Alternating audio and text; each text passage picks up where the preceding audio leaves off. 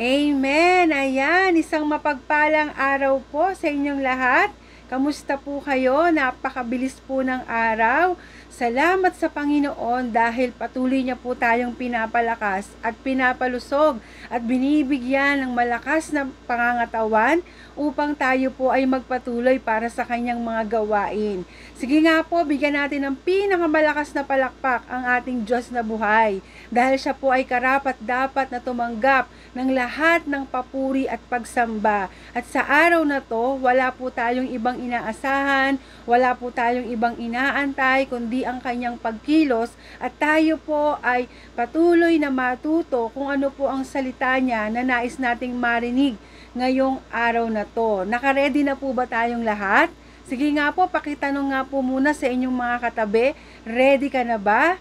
Yan, mukhang ready na po talaga ang bawat isa. So kung tayo po ay ready na, tayo po muna ngayon ay yumukod at tayo po ay manalangin. Patuloy po nating hingin ang pagsama, ang tulong ng kapangyarihan ng Panginoon upang maunawaan natin ang mga salita niya na atin pong pagbubulay-bulayan. Sige po, tayo ay yumukod at tayo po ay manalangin. Hallelujah. O dakilang Diyos, amang banal na makapangyarihan sa lahat, maraming salamat po sa iyong kabutihan.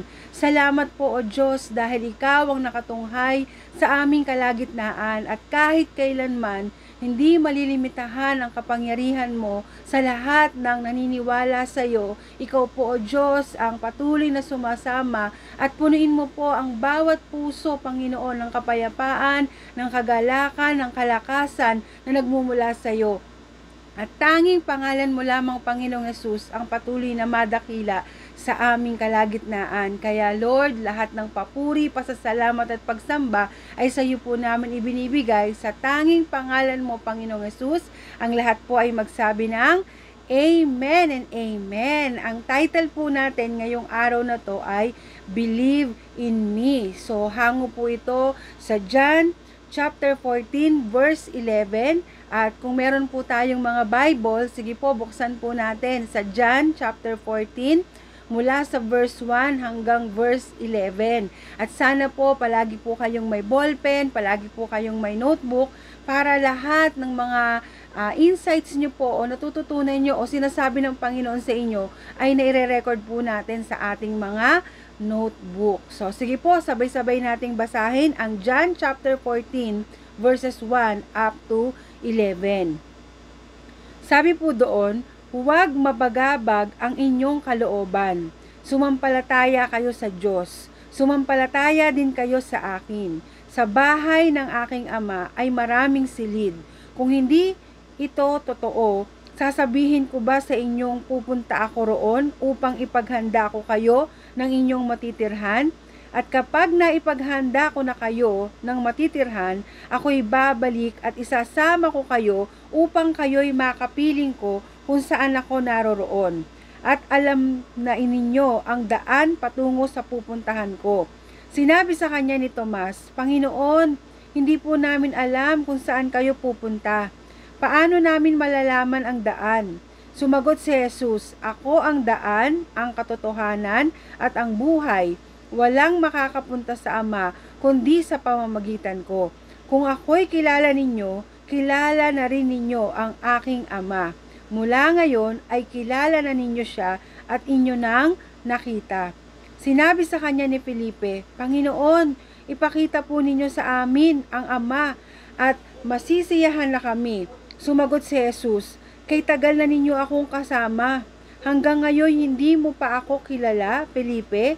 Ang nakakakita sa akin ay nakakakita na sa Ama. Bakit mo sinasabing ipakita mo sa amin ang Ama? Hindi ka ba naniniwalang ako'y nasa Ama at ang Ama ay nasa akin?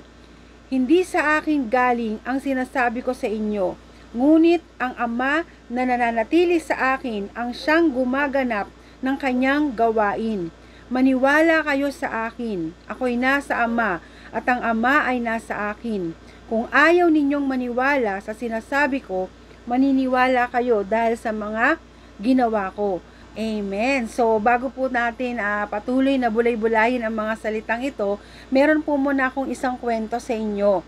So, meron pong isang tatay na nakausap po ang kanyang 3 taong gulang na anak.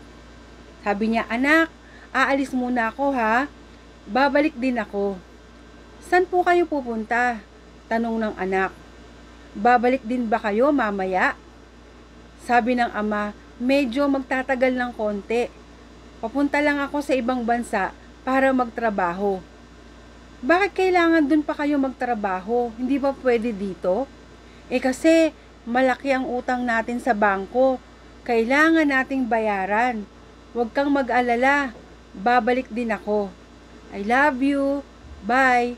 So nalungkot po yung bata. Hindi niya naintindihan kung ano ang nangyayari. So tulad po ng batang ito, maaring tayong mga Kristiyano ay may mga bagay sa buhay natin na hindi natin naiintindihan. So maraming tanong, ngunit parang hindi po sapat ang mga sagot. 'Di ba? Minsan natatanong po natin, bakit nagkakaloko-loko naman itong buhay ko? Ano bang pagkukulang ko sa iyo, Panginoon? Minsan may mga tanong pa po na, bakit ang tagal mo sumagot sa panalangin ko? 'Di ba, araw-araw naman po akong dumudulog sa iyo para mabago ang puso ng pamilya ko? So maraming tanong, ngunit minsan parang wala tayong sagot na naririnig. Nasusubok ang pananampalataya natin sa Diyos kung nagtitiwala tayo sa Kanyang mga salita. Kung mas bibigat pa ang sitwasyon, no, parang bibigay na po tayo. Parang konting banat na lang, parang mapipigtas na ang taling nagduduktong sa atin sa Diyos. So, ganun din po ang naranasan ng mga disipulo ni Kristo. So, hindi lang po ang mga tao ngayon, hindi lang po kayo ang nakakaranas niyan. Kasi kahit yung mga disipulo po ni Kristo, sabi nga 3 taon na nilang nakasama si Jesus, narinig na yung kanyang mga turo, nakita pa lahat ng kanyang mga himala, naranasan nila ang pagmamahal niya sa kanila. Pero, sinabi niya sa kanila, ilang araw na lang bago siya mamatay, sa John chapter 13 verse 37, "Aalis muna ako at hindi kayo pwedeng sumama sa pupuntahan ko ngayon." Tapos nagtanong si Pedro, "Bakit hindi ako makakasunod sa iyo ngayon?" So hindi nila maisip kung paano na sila kung wala si Kristo. Naguguluhan sila. Meron pong takot at nababagabag po ang kanilang mga damdamin. Kaya naman sabi ni Jesus sa John chapter 14 verse 1, "Huwag mababagabag ang inyong puso." At inulit niya pa ito sa John chapter 14 verse 27, "Huwag mababagabag ang inyong puso o matakot man." Sabi sa chapter 16 verse 23 ng John, "Lakasan ninyo ang inyong loob." Kasi alam po ni Jesus na sa mga susunod na araw ay ipagkakanunulan siya ng isa sa mga alagad at ipapako na po siya ng mga taong nakarinig sa kanya at nakakita ng mga himalang ginawa niya. Itatakwil na po siya ng sarili niyang bayan, kaya't siya rin ay labis na nabagabag. Ngunit siya pa ngayon ang nagbibigay ng kalakasan sa kanyang mga alagad. No, ini-encourage niya ang kanyang mga alagad kasi ayaw niyang mawalan sila ng pag-asa. Kapag nakita nilang nakapako si Kristo, at sabi nga, at hindi pa lubos na nauunawaan ang mga plano ng Diyos, maaring o talagang panghihinaan po sila ng loob at magtatanong, ano itong nangyayari? No, bakit nagkakaganito? So ayaw niyang mangyari yon, kaya naman sabi sa chapter 14 to 16, sinabi ni Jesus sa kanila, upang huwag kayong mawala ng pananalig sa akin. No, sinabi yon, upang huwag silang mawala ng pananalig sa akin, dahil yan ang layunin niya na tumibay ang kanilang pananampalataya sa Kanya at huwag bibitiw. Kaya sinabi niya sa John chapter 14 verse 1, "Don't let your hearts be troubled. Believe in God. Believe also in me." So, nababagabag ang kanilang puso. Kasi mababagabag pa po yan kapag nakita nilang nakahandusay no po yung katawan ni Kristo sa krus. Kaya sinabi niyang sa halip na pagharian sila ng kabalisahan at takot at pag-aalinlangan, ang sabi po ni Jesus, sumampalataya kayo sa akin. So ito po yung sinasabi sa atin ngayong araw na to ng ating Panginoong Jesus, na tayo po ay sumampalataya sa Kanya. Tayo po ay maniwala sa Kanya with never-ending trust. Sabi nga, never-ending trust in Jesus. Ano pong ibig sabihin ni Kristo nung sabihin niyang sumampalataya kayo sa akin? So, anong klaseng pananampalataya po ito? So, meron pong 4 na bagay tungkol sa pananampalatayang ito ang nais ni Kristo na lahat tayo ay mayroon. Makinig po tayong mabuti. Una ay ang pananampalatayang nakatuon kay Kristo. Di ba sabi niya, believe in God, believe also in me. Sabi sa akin. So, binigyang diin po ito ni Jesus na oo, no, naniniwala po ang mga Hudyo sa Diyos. Marami ring tao na nagsasabi ngayon na naniniwala sila sa Diyos, pero may specific po na sinasabi si Kristo. Sabing ganon, sumampalataya sa Kanya. Ang tunay na pananampalataya sa Diyos ay nakatuon po kay Kristo. Kung wala si Kristo sa pananampalataya mo, sabihin mo mang naniniwala ka sa Diyos, hindi po tunay yon. Kasi walang patutunguhan yon kung wala yung pananampalataya natin kay Kristo. So, maliwanag po ba? Sabing ganun sa pangalawa, yung pananampalatayang ito ay naniniwala sa mga katotohanan ng mga sinasabi at ginawa ni Kristo. So, dapat talagang naniniwala tayo sa mga ginawa ni Kristo. Sabi ng John chapter 14 verse 11, maniwala kayo sa akin, ako'y nasa Ama, at ang Ama ay nasa akin. Kung ayaw ninyong maniwala sa sinasabi ko, maniwala kayo dahil sa mga ginawa ko.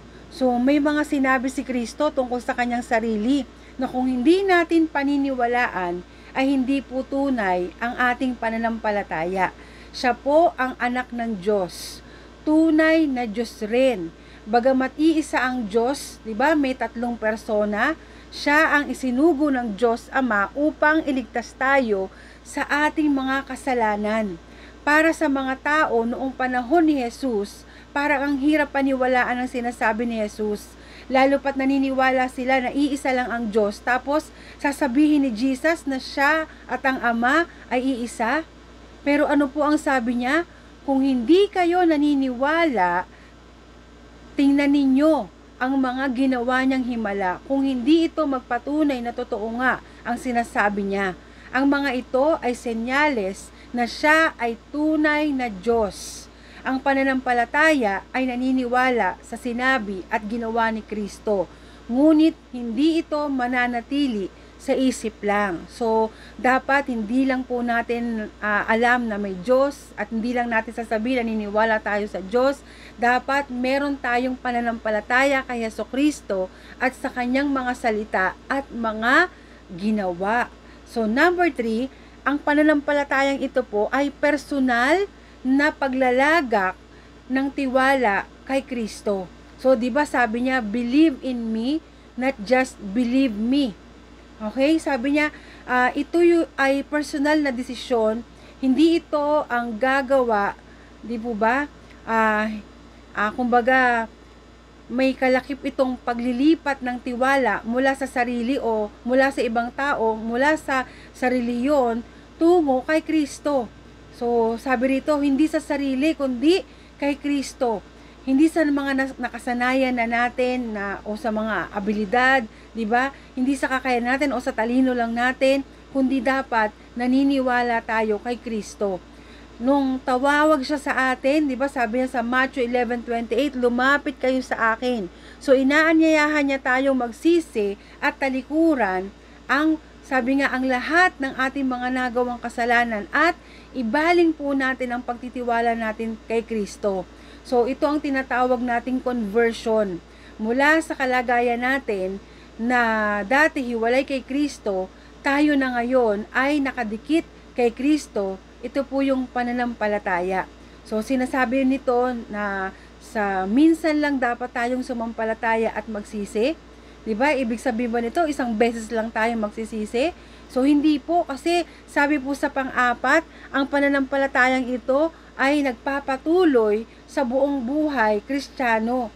So, dapat pala, hindi lang yung tanggapin natin si Jesus bilang Panginoon at sariling tagapagligtas. Dapat pala, ay, sabi nga, tuloy-tuloy. Nagpapatuloy po ito. Kapag sinabi niyang believe in me, ibig sabihin, continue trusting in me. So, don't stop. Kaya nga ang layunin ni Juan sa pagsusulat ng kanyang gospel, sabi sa John chapter 20 verse 31, so that you may believe that Jesus is the Christ, the Son of God, and that by believing, you may have life in His name. Diba sabi pa ng John chapter 3 verse 16, for God so loved the world that He gave His only Son, that whoever believes in Him shall not perish, but have eternal life. So kung hindi po magpapatuloy, hindi po tunay ang pananampalataya, katulad po ni Judas, di ba? Bagamat kasama na po siya ni Jesus, simula pa, di ba? Pero tumalikod po siya. So nakakalungkot po na, alam niyo po, marami pong Judas, okay, na hindi nagpapatuloy sa pananampalataya. Pero ang tunay na mananampalataya ay nagpapatuloy po yan hanggang wakas. Katulad po ng 11 na alagad ni Jesus, bagamat nang mamatay po si Jesucristo, 'di ba? Si Pedro po, 'di ba, kinaila niya o dinenay niya si Jesus, pero hindi po 'yun nanatiling ganon, nanumbalik din po siya at hindi po tuluyang lumayo.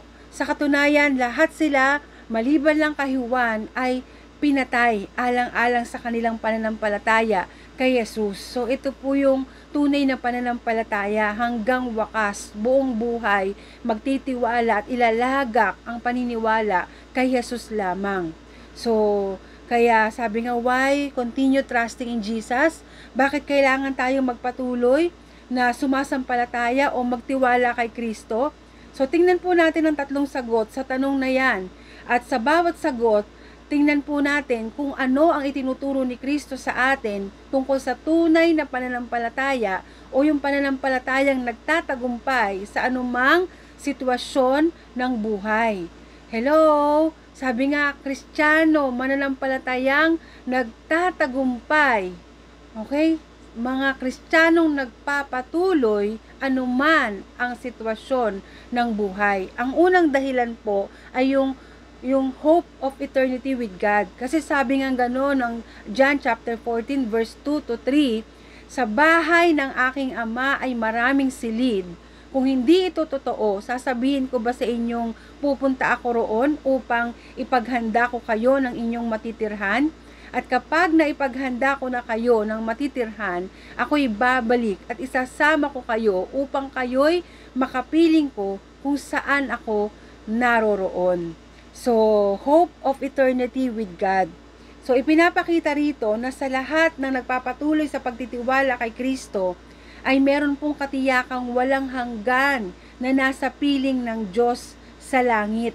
So, ang buhay dito ay, ang bahay na tinutukoy po dito ay kumakatawan po sa langit. At doon po ay maraming kwarto, marami pong silid na nagpapakita na hindi po tayo mauubusan. Lahat tayo ay meron na pong kwarto doon. Sabi nga, bawat isang nagtitiwala kay Kristo ay may paglalagyan doon. Wow, di po ba nakaka-excite po yun? Na sa langit, meron na tayong space, meron tayong silid, meron tayong kwarto na nakalaan sa atin. Nakahanda na po. Sabi nga, isang napakalaking bahay, isang napakalaking pamilya, at lahat, sabi nga, nararanasan ang presensya ng Diyos. And the gold and countless treasures in heaven is no other than God Himself. So, at ito po ang future na inihahanda sa atin ni Kristo. Sinabi niya na aalis siya at iiwan ang mga alagad. Ito ay dahil kailangan siyang ipako sa krus at mamatay para sa atin. No, ito ang ginawa niyang paghahanda sa lugar na nakalaan para sa atin sa langit. So nabuhay siyang muli, umakyat siya sa langit, ngunit muling magbabalik para lahat tayong sumasampalataya sa Kanya ay isama roon. Yes, meron pong second coming of Christ. Kaya kung kakalimutan natin ito ang nakalaan sa atin, kapag may mabigat po tayong pagsubok na dumadating sa buhay natin, 'di ba? Maaring bumigay ang pananampalataya mo. Ngunit kung naiisip mo ang walang hanggang kapiling mo ang Diyos sa langit, no? Ano na lang po yung ilang taon na ilalagi natin dito sa lupa o ilalagi natin paghihirap dito sa lupa. Tandaan po natin mga kapatid na hindi po tayo taga rito sa lupa at hindi rin po tayo magtatagal dito. May nakalaang buhay na walang hanggan para lamang sa kanila na sumasampalataya kay Kristo. So ang tunay na pananampalataya ay nagtitiwala kay Jesus at tinanggap siya bilang tagapagligtas na dahil sa kanyang kamatayan sa krus at muling pagkabuhay ay tiyak ang lugar natin sa langit. Hello? No, we trust Christ and look forward for eternity. At tandaan po natin, isa sa rason, di po ba, para magpatuloy tayo sa pananampalataya kay Jesus? Kasi no other way. No, tayo ay patuloy na magtitiwala kay Kristo dahil wala na pong ibang daan patungo sa Diyos sa langit maliban kay Jesus. No, alam nila ito, sabi ni Jesus sa John chapter 14 verse 4, at alam ninyo ang daan papunta sa pupuntahan ko. Ang kontra naman nitong si Tomas, sabi niya, Panginoon, hindi po namin alam kung saan kayo pupunta. Paano naming malalaman ang daan? No, parang sinasabi niya, hindi mo nga sinasabi kung sa Baguio ka pupunta o sa Palawan eh. Paano namin malalaman kung paano pupunta doon? Kaya nilinaw ni Jesus kung saan siya pupunta at paano pumunta. Sabi niya sa John chapter 14 verse 6, sumagot si Jesus, ako ang daan, ang katotohanan at ang buhay. Walang makaparoroon sa Ama kundi sa pamamagitan ko. So, parang sinabi niya na pupunta ako sa Ama sa langit. Babalik ako doon. Pagbalik ko sa inyo, gusto ko rin kayong isama. Gusto kong maranasan ninyo ang naranasan ko, ngunit wala kayong ibang dapat pagkatiwalaan maliban sa akin. So, walang ibang makapagbibigay ng tunay na buhay sa inyo. No, walang ibang makakapagsabi sa inyo ng katotohanan tungkol sa Diyos. Walang ibang tulay patungo sa Ama maliban sa akin. No, yun ang sinasabi po ni Jesus. Ang buhay Kristiyano ay hindi po parang namimili ka sa SM o bibili ka ng gatas. Tapos ikukumpara mo yung presyo ng Birch Tree, yung presyo ng Bear Brand, yung presyo ng Nido. Tapos kung ano yung pinaka-type mo o pinaka-gusto mo o magaan para sa'yo, ayun ang pipiliin mo. So, hindi po ganon. Okay? Sabi nga kay Kristo, may pagkukumparahan ka. Sabi niya, meron ka bang pagkukumparahan para may ibang choices? No, hindi po sa boyfriend mo, o sa asawa mo, o sa kaibigan mo, o pamilya mo, o katrabaho mo, o pera, o mga lupain, o anumang pag-aari mo. Kasi wala pong may kukumpara, o wala pong may pagpapalit kay Kristo.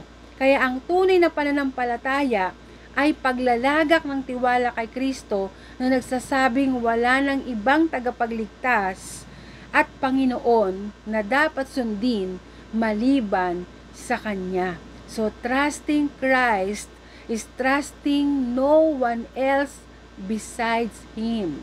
No? Ano pa po yung sagot sa tanong na bakit tayo magpapatuloy na sumampalataya kay Jesus? Kasi no greater satisfaction. No, patuloy po tayo magtiwala kay Kristo dahil wala nang iba pang makapagbibigay ng lubos na kasiyahan sa atin maliban sa Kanya.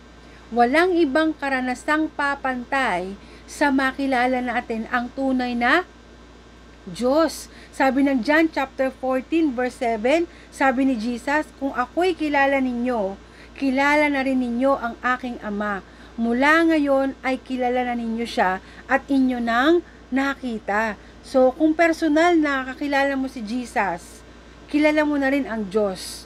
Kung sa pamamagitan ng pananampalataya ay nakita mo si Jesus, sa linaw ng sinabi ni Jesus, no? Sabi nga parang pati si Felipe ay nalilito. Okay? Sabi niya, walang saysay ang buhay ng isang tao kung hindi niya kilala si Kristo. Sabi nga sa John chapter 14 verse 8, Panginoon, ipakita po ninyo sa amin ang Ama at masisiyahan na kami. So, maganda pong kahilingan. No? Tulad ng kahilingan ni Moses na makita niya ang kaluwalhatian ng Diyos. Ngunit maging si Moses, likuran lang ng Diyos ang nakita. Ngunit gustong ituro sa kanila ni Jesus, dahil nakita nila si Jesus, ay nakita na rin nila ang Diyos. Wala na silang hahanapin pa. 'Di ba sabi ng John chapter 14 verse 9 to 10, sumagot si Jesus, Felipe, kay tagal na ninyo akong kasama, hanggang ngayon hindi mo pa ako kilala? Ang nakakakita sa akin ay nakakakita na sa Ama. Bakit mo sinasabing ipakita mo sa amin ang Ama? Hindi ka ba naniniwalang ako'y nasa Ama at ang Ama ay nasa akin? Hindi sa akin galing ang sinasabi ko sa inyo, ngunit ang Ama na nasa akin ang siyang gumaganap ng kanyang gawain. So, ganito po, no? Sabi nga, kung nakikita natin si Kristo, nakikita na rin natin ang Diyos. So, wala na po tayong hahanapin pa. Trusting Christ is being satisfied in God. So, meron na po tayong satisfaction sa puso po natin. No? Pero minsan, sa totoo lang, madami pa tayong inaantay na mangyari muna bago tuluyang masatisfy sa Diyos. Hello? Ang dami pa po nating hinahanap, pero ang totoo, sabi nga, trusting Christ is being satisfied in God. So, sapat na po si Jesucristo. No? Sapat na po ang Diyos para wala na po tayong hanapin pa. Dahil kompleto na po tayo dahil kay Jesus. No? Sabi nga, where else can we go? Maraming tao noong panahon ni Jesus nagsasabi sila ay mga tagasunod ni Jesus. Pero, nung dumating na po yung panahon na nahirapan na sila, okay?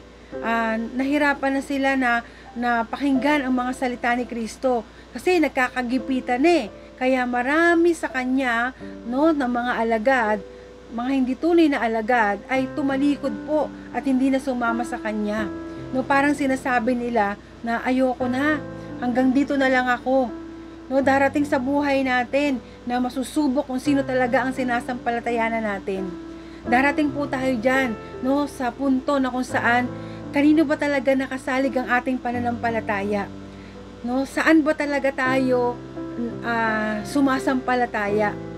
Ano ba talaga yung kalalagayan ng ating mga puso? Darating po sa lahat ng mga mananampalataya, yung susubukin talaga kung sino ang sinasampalatayanan natin.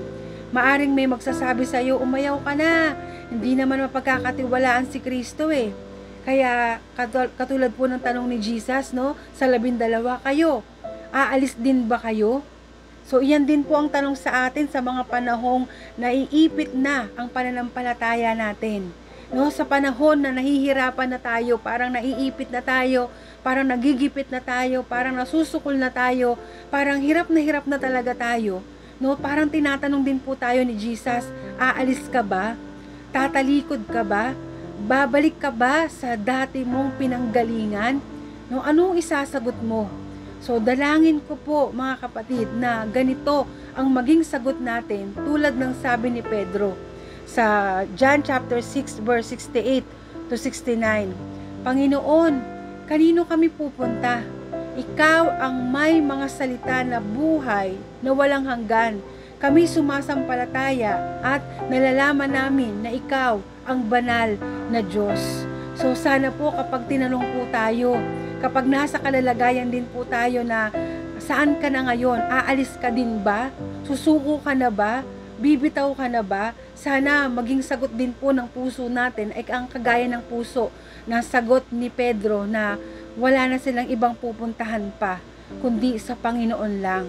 So ito po ang tunay na nagtitiwala kay Kristo.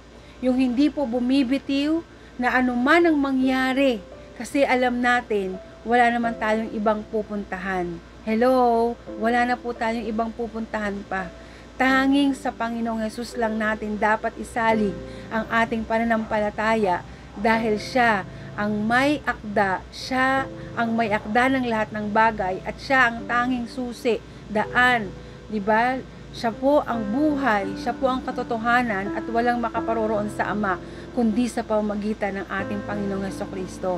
Where else can we go? Wala na po, sa Panginoong Hesus lang. Kaya sa panahon ng pagsubok, sa panahon ng kagipitan, sa panahon na hindi natin naiintindihan ang mga nangyayari sa atin, sa panahon na parang nakakainip na, tutugon ba talaga si Lord sa mga prayer natin, sa mga panahon na madilim at hindi natin makita ang liwanag, patuloy po tayong magtiwala sa Panginoong Hesus. Sa Kanya natin ilagak ang ating mga buhay dahil Siya lang po ang Diyos na pinakamakapangyarihan sa lahat, na nakakaalam ng lahat ng sitwasyon para sa ikabubuti nating lahat. Kaya sa mga oras na to, mga kapatid, patuloy po tayong mananalangin sa Panginoon at patuloy na sa Kanya tayo titingin at sa Kanya tayo magtitiwala dahil Siya ang makapangyarihan sa lahat, na nakakaalam ng lahat ng bagay. Sige po, tayo ay umukod at tayo po ay manalangin. Hallelujah.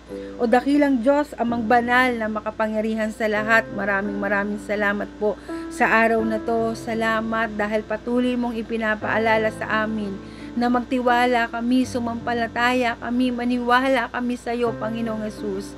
Lord, hindi lamang alam namin na may Diyos, kundi magkaroon kami ng malalim at personal na ugnayan sa iyo sa lahat ng panahon at sitwasyon at nangyayari sa aming buhay.